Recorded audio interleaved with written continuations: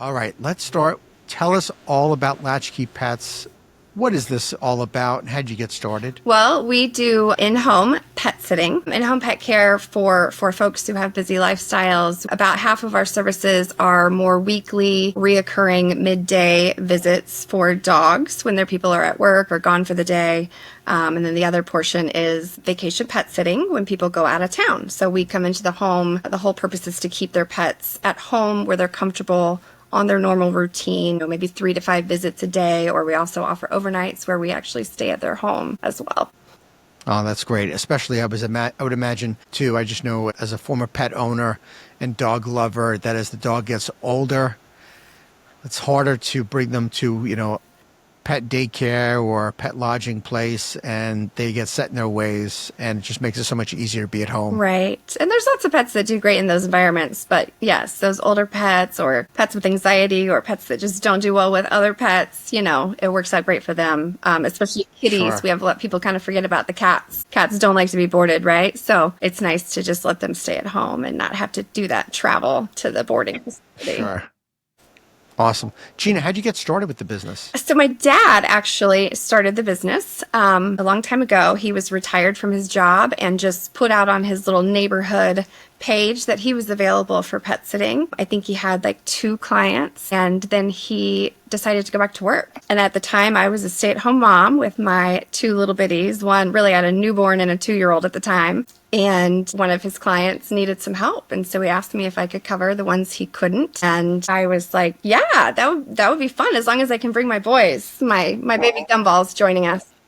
So I loaded up my boys in a double stroller and we walked some dogs and did the things, and I loved it. And that's kind of how it began. Those couple clients he had used me, and I really enjoyed it. And I put it out on Craigslist, right? Because at the time that was the thing. Um, What year was this? 2010. And I don't honestly know where I even thought of like the daytime dog walking piece, because I remember thinking like, no one's going to pay for that, right? Is that a thing? And so that was my ad on Craigslist was, I'm available to walk your dog while you're at work. And prompt, like within a week, got my first Monday through Friday midday client. And, that's how my kids kind of grew up. We walked this sweet dog, Maggie, who was my first regular every day.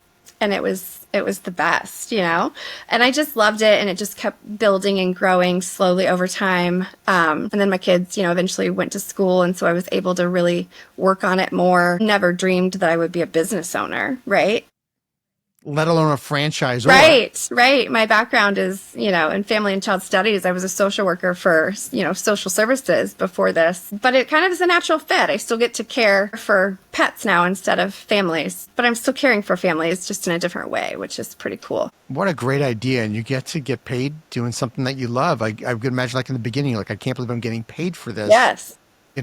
Being able to be around dogs and cats. I still think that. I did walk last week and, it's gorgeous out finally. And it's like, I can't believe I get to walk outside in this beautiful weather and get exercise and fresh air. It's like the greatest job ever.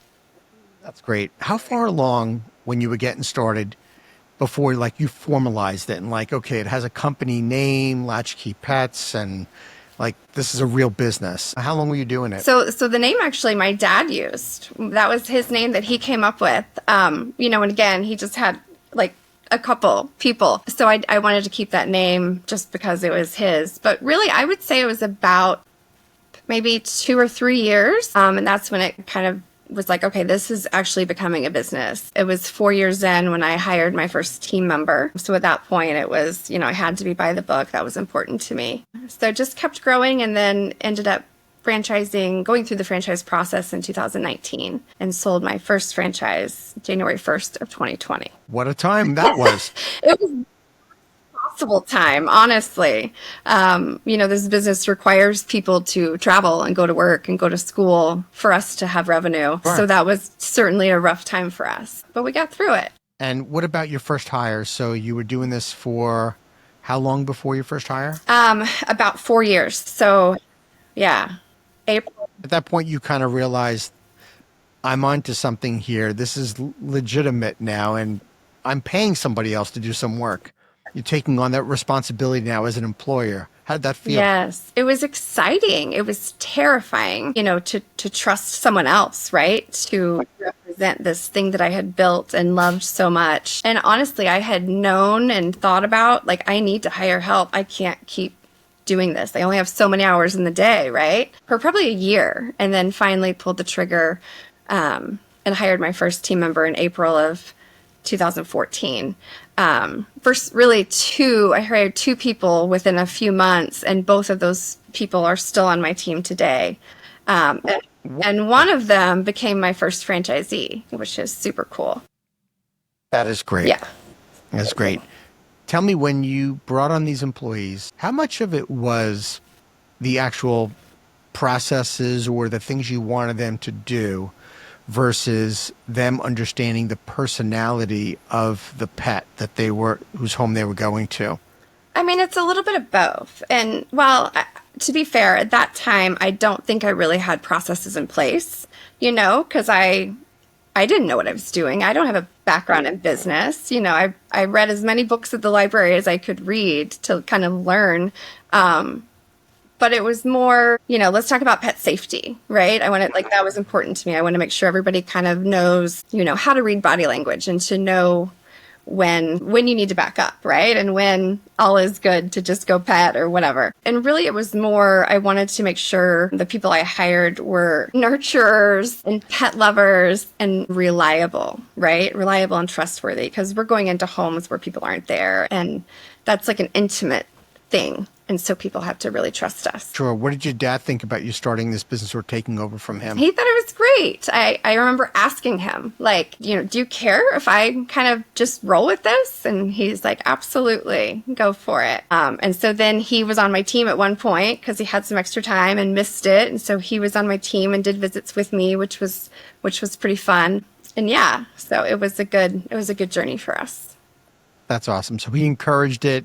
And you obviously were inspired to continue this. Yes. Jeanna, what did you think made your business model something you felt like you can scale and, be able to replicate to be able to broaden your reach? Yeah. I saw the value in it. In 4 years, right before I hired that first team member, I was so busy. I had people reaching out. I had to turn down some jobs. And so I knew that it was a service that people wanted and needed. And I knew, I got the bug, right? I got that entrepreneur bug, which surprised me, but I knew I wanted to grow it. But I also knew that my family was first. And I had, my kiddos were 4 and 6 at the time. So they were my priority, and I knew that I only had so much bandwidth. So I knew I couldn't grow it with all these corporate locations and just hiring managers. And so that's when I learned about franchising and kind of dove into that as an option and decided to go that route. Thank you for tuning into the Emerging Franchise Brands podcast. For additional insights, guest applications, and to stay connected, visit us at efbpodcast.com. The Emerging Franchise Brands podcast is for entertainment purposes only, and the views expressed do not necessarily represent those of Emerging Franchise Brands, its host Frank Fumey, or Emerging Franchise Group LLC. Any discussed franchise or investment opportunity requires thorough investigation, obtaining proper disclosure documents, and expert consultation before making any investment decisions. The podcast and its host do not offer professional advice or endorsements, and they hold no responsibility for actions, representations, accuracy, or consequential damages related to the podcast content.